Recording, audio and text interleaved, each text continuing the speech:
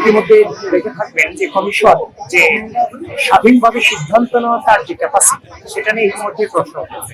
আমরা দেখেছি ইতিমধ্যে সরকারি বিজ্ঞান ও প্রযুক্তি বিশ্ববিদ্যালয়ের সহ অন্যান্য সকল যে নির্বাচন আছে সে নির্বাচন কমিশন বন্ধ ঘোষণা করেছে, যে বিজ্ঞপ্তিটা নজিরবিহীন ছিল।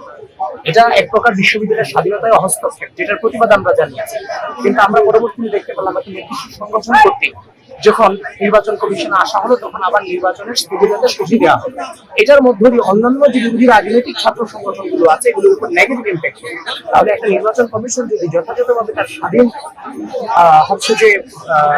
স্বাধীনভাবে যদি কোনো সিদ্ধান্ত নিতে না পারে, পরক্ষণে তার সিদ্ধান্ত যদি পরিবর্তন হয়, তাহলে সেই নির্বাচন কমিশনের প্রত্যেকটা যে ব্যবস্থা এবং তার যে উদ্যোগ এগুলো নিয়ে আমরা নির্বাচন নিয়ে শুনি। আর বিশেষ করে পোস্টাল ব্যালটটা অত্যন্ত গুরুত্বর সাথে প্রশ্নবিদ্ধ হয়েছে। এগুলো নিয়ে সামগ্রিক ব্যাপারে বাংলাদেশ জাতীয়তাবাদী ছাত্রদল সেখানে অবস্থান